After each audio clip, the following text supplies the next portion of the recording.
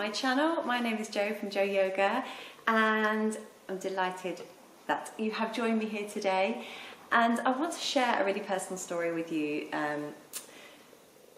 When I came back, it was 2006, and I came back from backpacking around Australia and Southeast Asia, and I came home and very, very quickly found out I was going to be a mum. And at that point I had nowhere to live, I had no job, I'd literally just come back from backpacking, had spent all my money, had a brilliant time, and suddenly I was going to be a mum.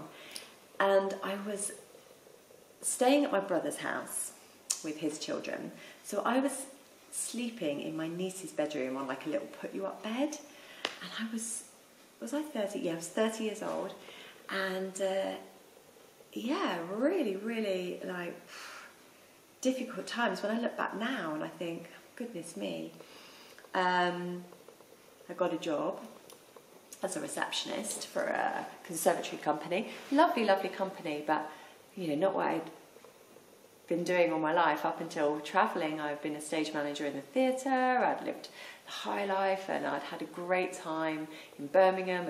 I'd worked at the drama school, I'd worked with brilliant, you know, and then I'd been off backpacking and just had a real wild time, full of freedom, very, very independent, wouldn't hold down a relationship because I just didn't want to be in the same place for too long, a real free spirit. And then I came back from backpacking and I was going to be a mum, and I had all kind of thoughts going around my head. The thought of abortion came up, the thought of adoption came up, all of these things. And then I was at a job interview in London, and I thought I was miscarrying, and it was in that point right there that I was like, no, if this baby survives, I'm going to be the mum to this baby. And it really amazes me. I get really tearful and I think of what the things I was going through in my mind now, because now, you know, that I know this person, this human being is in my life, it's unthinkable what I might have done, but I didn't. He had other plans, and he made sure I was serious. He made sure that if I was going to go ahead with this relationship with him and be his mum, that I needed to be serious. And so yeah, I ended up in hospital because we thought I was losing the baby, and I wasn't. I was okay, I survived, that was fine, and he survived. And so yeah, I then got myself a little job and sorted myself out about becoming a mum. We have Down syndrome in the family, so when I had all my bloods done, they came back as being very high risk. I was very high risk of having a Down syndrome child, which is fine, but because I knew I was going to be a single parent, I wanted to be really prepared for what was coming. So therefore I had the amniocentesis test done, just to find out for certain whether my child was going to have extra challenges as well. And he didn't. That came back okay. That came back that all was good, all was okay. Wasn't Down syndrome, wasn't blind, wasn't deaf, you know. And this was, you know, I was quite so lucky to have that. And I thought, you know, this was another sign. It's like, come on, Molsey, you're going to be a great mum. This needs to work. And so yeah, so I was living in my niece's bedroom and sharing with my nieces. They were there too. Love them. And found a little home with a lovely landlord who became one of my closest friends, and things just started to work out. And I've always been a very positive person, no matter what my situation. So if you look back, I had no job, no money, no partner, and I was pregnant. And for a lot of people on the outside, that might look as like, a not so positive situation, but I didn't see it as that. I just dealt with every day today. And in that time, I found meditation and yoga incredibly supportive. I found Kundalini Yoga, which was absolutely the thing that totally got me through. It built so much self-awareness and belief.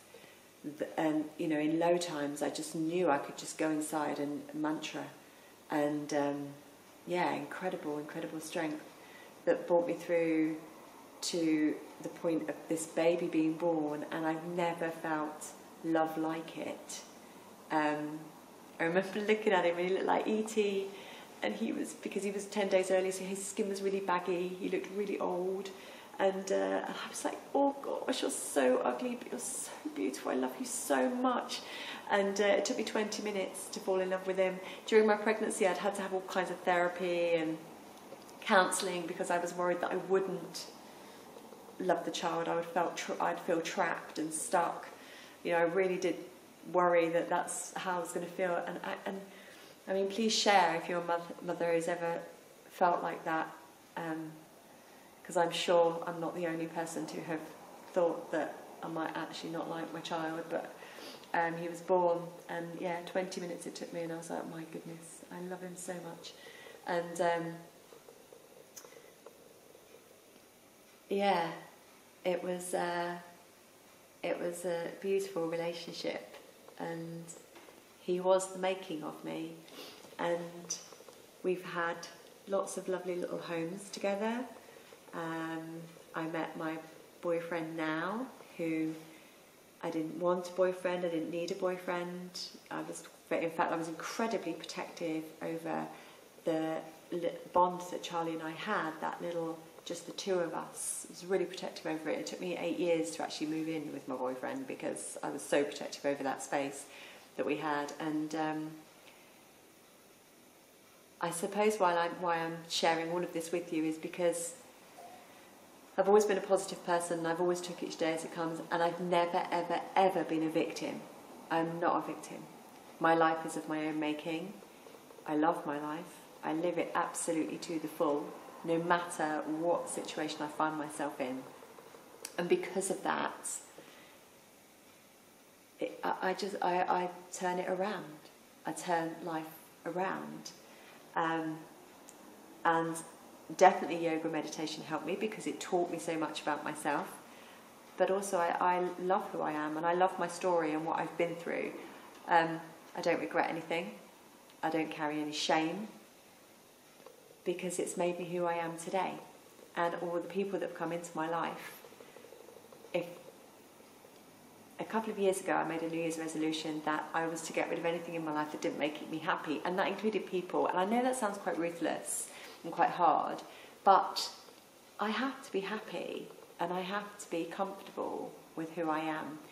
And if I'm not getting that from somebody, then I'm not mean. I just don't go out of my way to spend time with them, because my life is meant to be happy.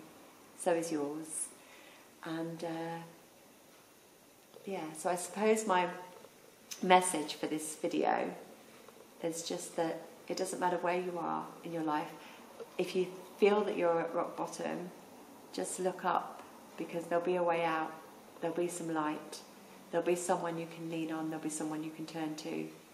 If you don't know who they are, then just message me, because we can cope with anything together. And to assist women, to support women, I've created a thing called the Jo Yoga Shala. A shala is like a Sanskrit word for house or home, but also I found out it's in the Urban Dictionary as like a woman who is amazing, so I thought that was perfect. And what it is it's an online community where women come together. We practice yoga and meditation, and we actually connect digitally via Zoom twice a month. Once for a yoga class, and second for like just a Q&A or a chat. And then also you'll receive downloads for meditations and yoga, and a masterclass around our theme for the month. We have all different themes like setting healthy boundaries, self-care, the positive mind. So mindset's a really big thing, as I've been explaining in this video.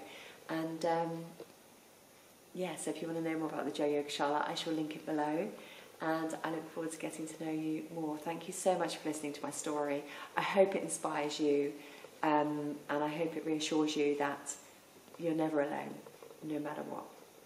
So.